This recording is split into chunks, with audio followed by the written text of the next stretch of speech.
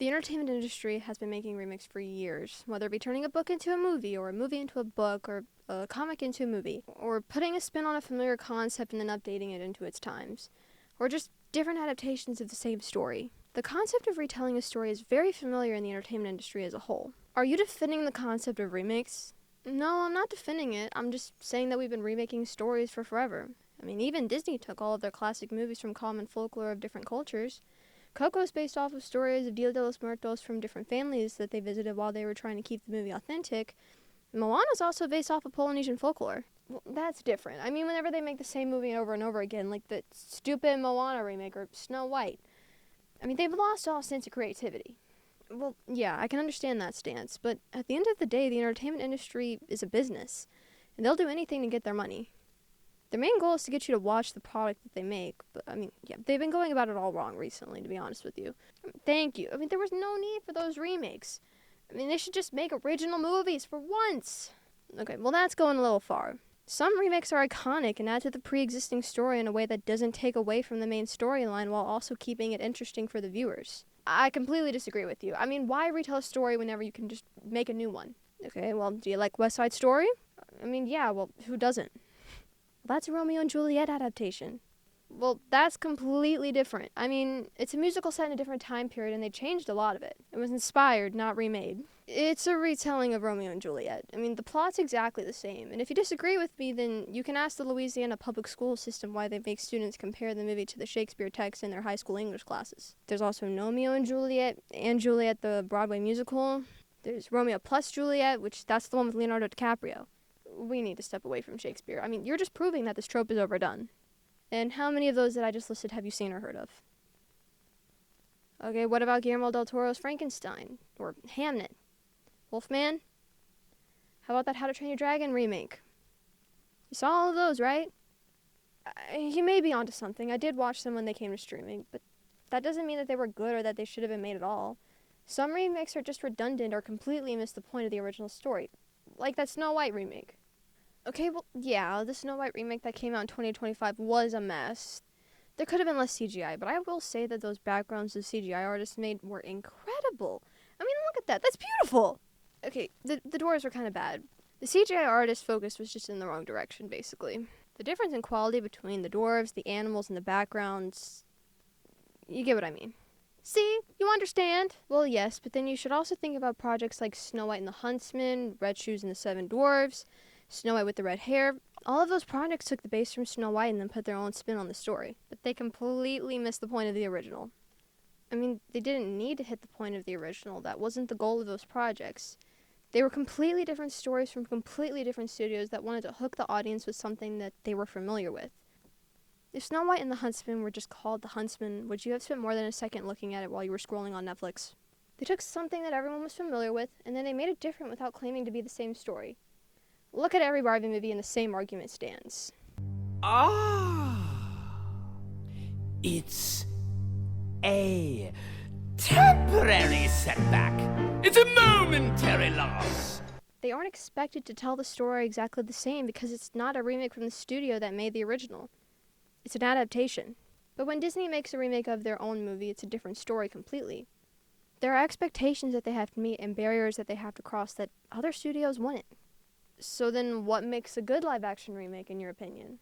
Well, realism in live-action remakes changes the mood and overall meaning conveyed through iconography and expressivity in animated films such as The Lion King, Aladdin, and How to Train Your Dragon. These interpretations of the original film can make the film unnecessary or add more to the story depending on the choices made in making the film. One of the most argued about live-action remakes is the 2019 version of The Lion King. In terms of realism, it hit its mark. I mean, the lions look like real lions. That's the problem. The lions look like real lions. I mean, do you know any kid that would want that on their lunchbox? No.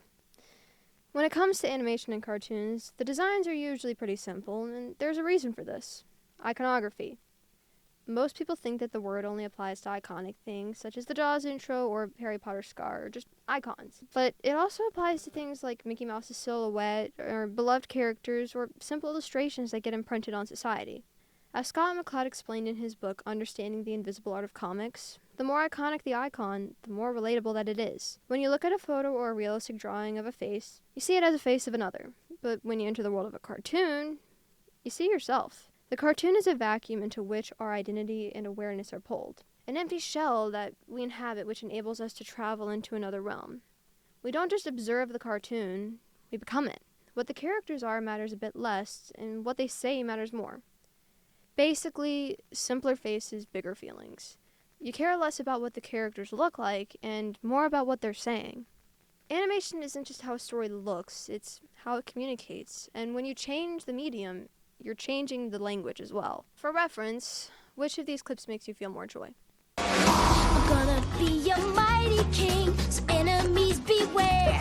Well, I've never seen a king or beast with quite so little hair. I'm gonna be the main event, like no king was before. I'm gonna be a mighty king, so enemies beware. Well, I've never seen a king of beasts with quite so little hair. I'm gonna be the main event, like no king was before. Personally, I was happier looking at the animated one, and there's a filmic explanation for that.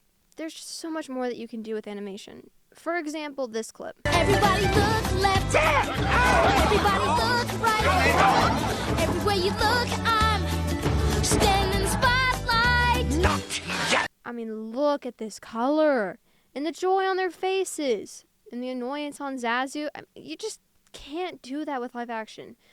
It would honestly just look quite ridiculous and unrealistic. I mean, all those animals running in a direction like this in real life, never gonna happen. So what do you do instead? I mean, you can't change too much, especially not the lyrics to a beloved Disney classic song. So you do this. Everybody look left, everybody look right. Everywhere you look, I'm standing in the spotlight. Not yet!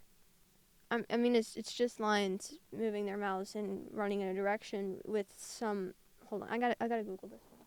The Google image AI search says Galacticus vittata. Are you sure that this is the same thing? I mean, of course it is. The internet's always right. But it also says that these are from South America, and The Lion King takes place in the Pride Lands of South Africa. So, I mean, I honestly don't think that Zazu looks that upset. I mean, I only get that he's upset from the voice acting, but which is probably the best part of this movie. But then again, if they were to try and give these animals proper facial expressions, then they would probably just look creepy. Okay, when I was watching this movie for the first time, I was honestly quite curious as to how they were going to do this scene. What do you want me to do? Dress and drag and do the hula? Wow! If you're hungry for a hunk of fat and juicy meat, eat my buddy Pauper here because he has a treat. Coming down a dine on a Stacy swine, all you have to do is get in line. Ah, you aching? Yup. For some bacon? Yup. He's a big pig. Yup. You can be a big pig too. I mean, the expressivity, Timon's dance, Pumbaa, the whole joke of this scene just hits so well, especially for young Kendall. It was always my favorite part of the movie. But then they give us this. Mon cher mademoiselle, it is with deepest pride and greatest pleasure that we proudly present your dinner. Be our I mean, I know it would have looked ridiculous to put Timon in a hula skirt and make him do the hula. And the Be Our Guest joke is kind of funny, but these animals just don't have emotion. Does Timon or Pumbaa look scared to you? The joke and the emotion of this scene don't hit well because the characters aren't iconic. They're just too detailed, so what they say or do doesn't matter as much. You can't relate to these animals, so you don't care as much. It's like if a National Geographic documentary and a Disney musical had a baby. The realism doesn't work for a movie like The Lion King, so it's an unnecessary remake. So I was right. In this case, yes, The Lion King is an unnecessary remake, because when it comes to anthropomorphic animals, you can't retell a story that relies very heavily on their emotions, expressivity, and iconography. The 2019 remake is nowhere near the same level of enjoyment as the original, and so for this reason, it is an unnecessary remake. But that's just one example. The same year that the live-action adaptation of The Lion King came out, Disney also released their live-action adaptation of Aladdin. And boy, did people have a lot of things to say about that. Critics said that it felt like a cash grab and a movie version of a stage play, but the biggest complaint was the changes and the adaptation of the genie. They said that the magic didn't feel like the original and yada yada yada. But that's not the point. The magic was never going to be the same when brought into a live-action format. What matters is if the change feels magical to the audience. In regards to the changing character of the genie, I feel like it would be helpful to give a little context to the genie's adaptations. Aladdin Jr. was released in 2004, and Aladdin the Musical did a test run in Seattle in 2011, and made its official debut on Disney Cruise Lines in 2012 when it premiered on the Disney Fantasy. And it's been on Broadway since 2014. So yes, the stage adaptation was well produced before the 2019 release of the live-action movie. But as someone who's seen the stage adaptation many times, I can confidently tell you that there's one thing that is different every single time that I see it. The genie. The genie is a character that an actor is supposed to make their own every time the baton is passed to them. The jokes are always different and adapted to the time it's performed. What makes the genie such a lovable character that feels real and that we care for and want to be set free from that lamp is that the actor puts themselves into the character.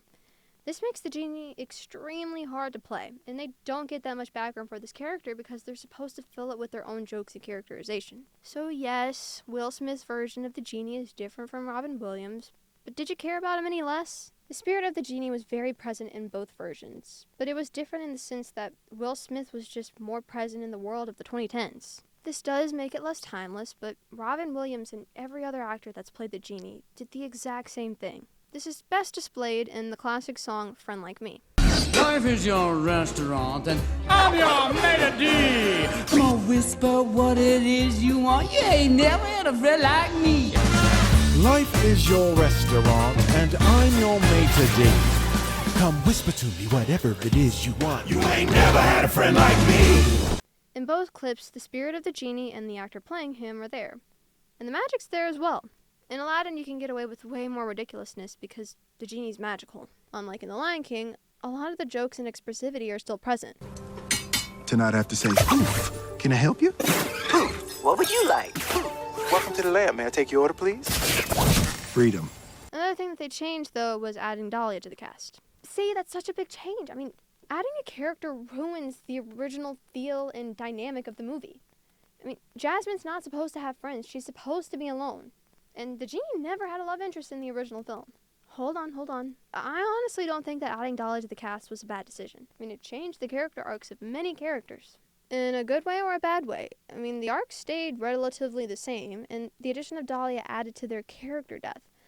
Having someone for Jasmine to talk to and encourage her helped us to see Jasmine's internal battles better. And giving the genie a love interest helped the genie have an achievable goal for when/if he did become human. And this made him more likable as a character as well. I mean, adding Dahlia didn't really change the plot. It added depth to it. I mean, this is an acceptable change for the adaptation. Additionally, Raja as a character. This tiger is absolutely beautiful. I mean, he looks like a real tiger, he acts like a real tiger, and, well, that's the thing. He looks like a real tiger, and it works. Raja differs from the lions in The Lion King because, well, he's not supposed to act human, and he doesn't have dialogue either. He looks like a real tiger, he acts like a real tiger, and he expresses himself like a real tiger, yet I can easily deduce that this is Jasmine's pet tiger.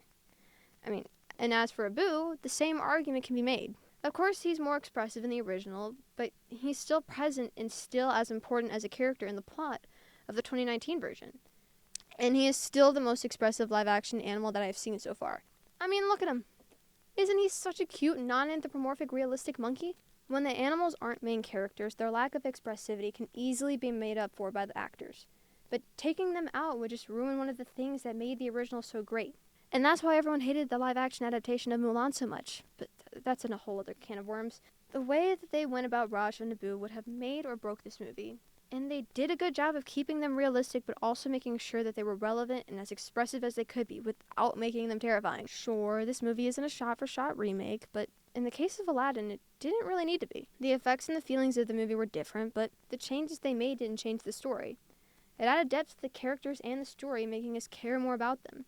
This makes up for the loss of iconography and animated expressivity that we lost in making it a realistic live action. And the animals in this movie were realistic and yet still relevant. So what you're saying is that because of the changes that they made, the realism created a new feeling that was still enjoyable to the viewers, meaning that this remake was not unnecessary. Yeah, in the case of Aladdin, realism is good for the story. I mean, it was nostalgic, yet still felt fresh for the audience. I mean, I personally enjoyed watching both of the adaptations. There were a lot of filmic elements that I didn't even touch on as well, like the music, production design, CGI, and the visual effects. Because what matters isn't the individual parts of the movie, but what happens when you put them all together to make something that, when put on the big screen, distracts the viewer from their daily life and puts them in a series of emotions that makes them care about something much more than themselves. I wish to set you free. What?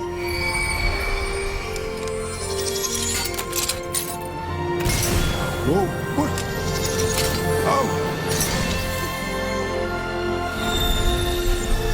Wait!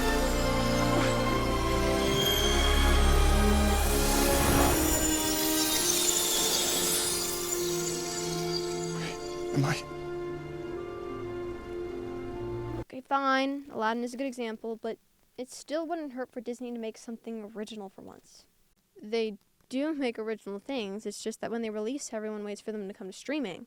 And then whenever they make a remake or an adaptation comes out, people complain about it so much that it gets more attention and marketing online, and then it makes more money off of that, and the executives see that, and they make money from that, and then they keep on doing it, because at the end of the day, the entertainment industry is a business. All I'm saying here is that if they are going to continue to do this, at least do it right and pick stories that translate well into the live-action format.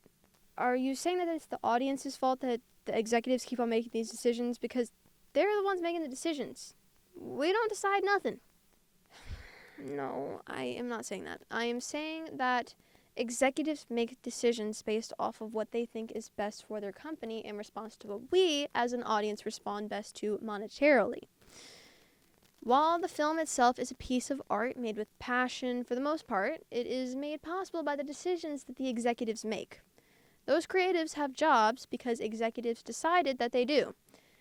So if you want those executives to make something original, then show them that they are making a good investment. Sorry for the side tangent.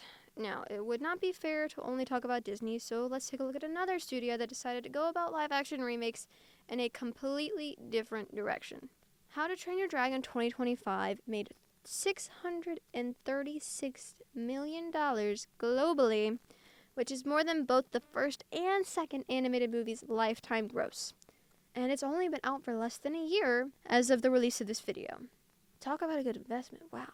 Yes, they already announced the second movie. DreamWorks saw what Disney was doing and said, let's not do that. Let's make a shot-for-shot remake of the original with the same director and make one of the main voice actors from the original act in this one as well. You know, to keep the same passion that the original team had alive for this one. Oh, and we're making How to Train Your Dragon because we think that it will translate well into a live-action format because almost all of the main characters are human, and we can make the dragons however we want to in live-action format because dragons aren't real. So there is no real-life prerequisite. DreamWorks didn't pick this one randomly. They picked one of the few stories that they had that would survive realism. Because let's be honest here, guys. Nobody wants to see a live-action, hyper-realistic Kung Fu Panda movie. And that's exactly what they did. I mean, it took one of my coworkers from work to help me find two differences in the screenplay that I didn't notice the first time around. And before that, the only changes that I found myself were them adding context that was explained in the second movie, and they put it in the first movie.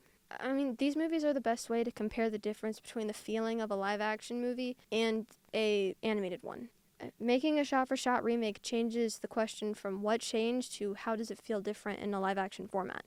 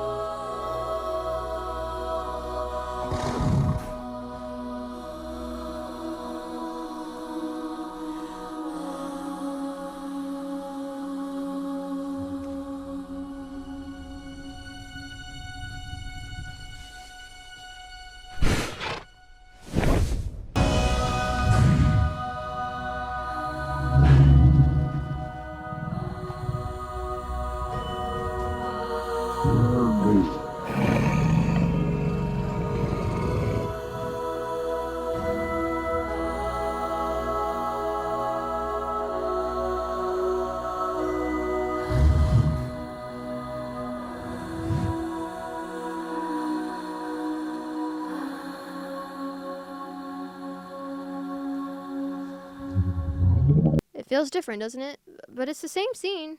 And while it feels different, it still feels impactful. And that's how it is for the entire movie. It just feels different, more real. I mean, it replaces the exaggerated animation and color with physical weight and texture and scale. The dragons feel like they exist in a real space, which makes the danger and stakes more tangible, but at the cost of some of the emotional readability and humor. While the animated movie feels relatable and fun, the live action feels more real and powerful.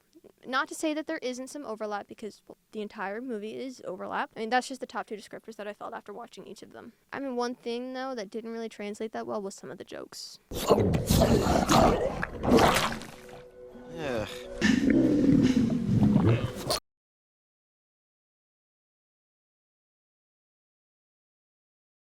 Obviously, the animated one feels better, and that's because of the expressivity and iconography, as stated in my earlier points. But oh my gosh, guys. Look at those backgrounds. They are so realistic and lived in. Another thing that changed was the saturation. I mean, there's just less color in the live-action world, but that's just to add to the realism. One thing that everyone was nervous about going into the theaters was the test light scene. The big scene where the musical masterpiece brings everything together. And they honestly delivered by making an exact copy.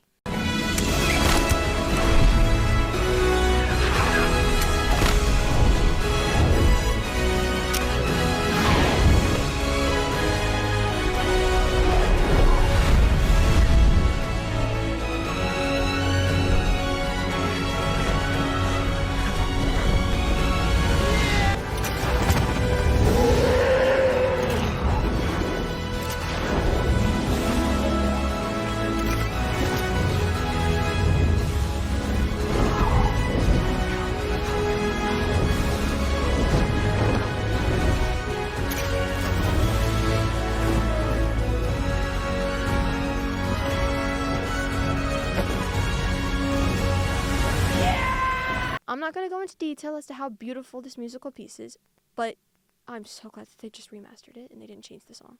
I mean, don't they both look so scared when they're falling? I mean, Hiccup's just so quirky and relatable in both mediums. I mean, this perfectly displays how the realism for Toothless works, while the realism for the lions doesn't. Dragons aren't real, so when they act relatable, it works, because they're not real. Looking at the ending scene, the emotions were there as well.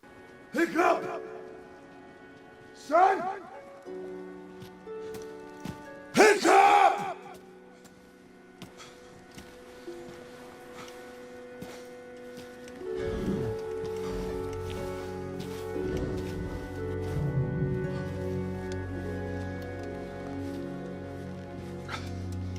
Son.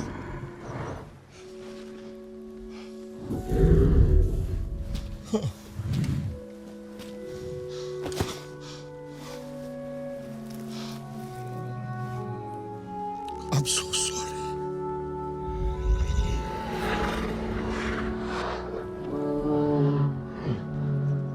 This scene explains perfectly how the human actors bring the emotional weight to the scene that makes up for the animated exaggeration that was taken out when translated into live action. Yes, the animated movie is more expressive and comedic, but the live action movie is real and full of wonder. They just have different aesthetics. The animated film invites you to relate to the characters, while the live action film asks you to believe in their world. So if you wanted an animated or a live action dragon movie, now you have 2 choices on Netflix. By preserving the structure, shifting the aesthetic, and choosing a world that benefits from realism, it turns a familiar story into a different kind of experience, and that's what makes it necessary. So remakes aren't the problem, just bad ones. Exactly. Remakes aren't always unnecessary. They become unnecessary when they misunderstand what makes the original film work in the first place. So The Lion King failed because they made it too realistic. Right. Turns out real lions don't emote. Who knew? And then Aladdin worked because it embraced the magic and the chaos. Exactly. If you've got a magical blue man granting wishes, then realism's already out the window. So just commit to the new medium. And How to Train Your Dragon works because it respects the original while translating it into something that still feels meaningful in live action. Exactly. It's not about originality versus remakes. It's about the translation. Every story is built on a set of tools: expressivity, iconography, and tone. When you move from animation to live action, those tools don't work the same way. If you don't adapt to the new medium, the story loses its impact. So the question isn't, should this be remade? It's does the story survive the change? And if it doesn't, then you're not really expanding the story, you're just copying it, and that's when it becomes unnecessary. So the problem isn't remakes. It's studios asking, how can we make it more realistic instead of what made this film so great in the first place? At the end of the day, live-action remakes aren't killing creativity. They're exposing it. Because when a studio decides to retell a story, they're asked one simple question. What is essential about this story, and can it exist in another form? If the answer is yes, then you get something new. But if the answer is no, then you're not really adapting a story. You're just proving why it never should have been touched. And then you get The Lion King 2019.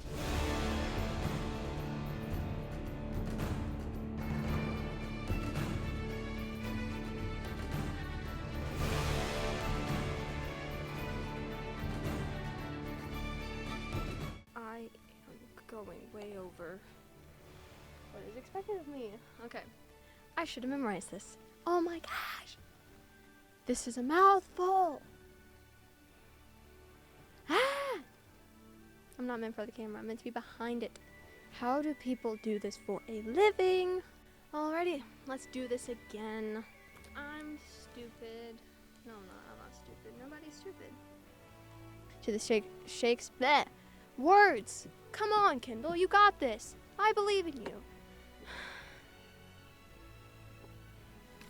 I inhaled water. This blooper reel's gonna be hilarious. Why are there so many S's in sentences? Most of this blooper reel is gonna be me crashing out because I can't read. I'm not dyslexic. I'm just struggling here. You chose this life, Kendall. Look back on this footage. You did this. Is there a speck on? Time to read your thesis, Kendall. You wrote this, so you gotta read it. And then I have to read all of this. Holy God. It's a 14-page script. 14 pages! No wonder you're in here for so very long. Joy on their faces. I could never be a voice actor. Never. Okay. Ha! So I was right! Ha! So I was right. Ha! So I was right. Why am I doing this? Ha! So I was right.